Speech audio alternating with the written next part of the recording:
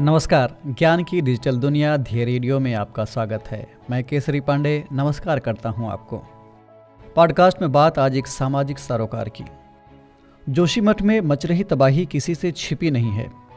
माहौल इतना बिगड़ा है कि अब इस तबाही की जिम्मेदारी लेने का न तो सरकार में बूता है और न ही इंडस्ट्रियल जगत के बड़े बड़े कार्यकर्ताओं में।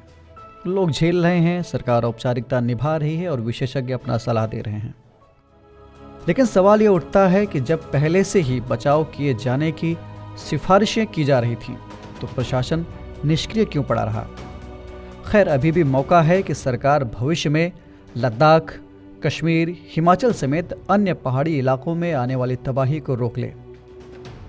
इस तरह की विपत्तियों को रोकने के लिए 3 इडियट के रैंचो यानी फुनसुक वांगडू यानी लद्दाख के शिक्षा सुधारक सोनम वांगचुक बीते 5 दिनों तक अनशन पर बैठे थे और उन्होंने मांगे पूरी न होने पर अनशन को ताउम्र जारी रखने का भी ऐलान किया।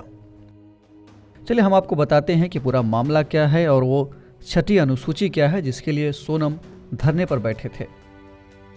सोनम वांगचुक 26 जनवरी से 31 जनवरी तक 5 दिन की भूख हड़ताल पर थे।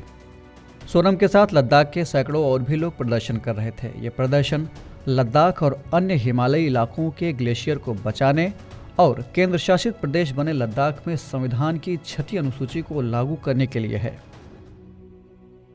मैग्सेसे पुरस्कार विजेता वांगचुक का कहना है कि सरकार को कॉरपोरेट को खुश करने के बजाय लद्दाख के ग्लेशियरों, पहाड़ों और भूमि को सुरक्षित करने का विकल्प खोजना चाहिए।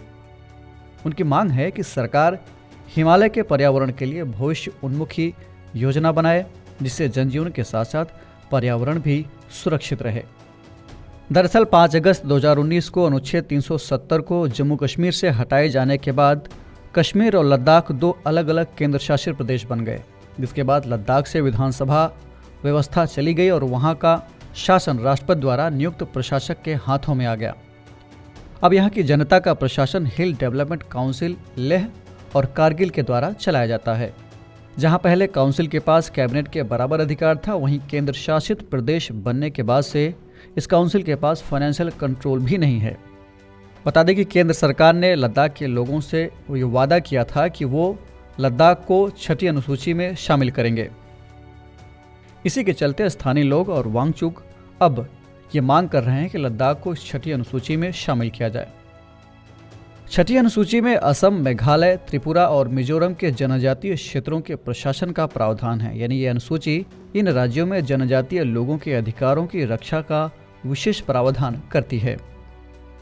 इस अनुसूची के विशेष प्रावधान संविधान के अनुच्छेद 244 क्लास 2 और अनुच्छेद 275 क्लास 1 के तहत प्रदान किए गए हैं। विशेष प्रावधान के तहत राज्य के जनजातीय जिलों को विधायी, न्यायिक और प्रशासनिक स्वायत्तता दी जाती है। इन जिलों में 5 साल के लिए स्वायत्त जिला परिषदों का गठन किया जाता है। परिषदों में अधिकतम 30 सदस्य होते हैं और इन परिषदों को भूमि, जंगल, ग्राम यानी गांव और शहर की पुलिसिंग, सामाजिक रीति रिवाज, कृषि, ग्राम परिषद, स्वास्थ्य, स्वच्छता और खनन जैसे मुद्दों पर कानून और नियम बनाने का अधिकार होता है। कुल मिलाकर संसद या राज्य विधानमंडल के कानून इन स्वायत्त जिलों पर लागू नहीं होते हैं या फिर लागू होते भी हैं तो कुछ अपवादों के साथ अथवा संशोधनों के साथ।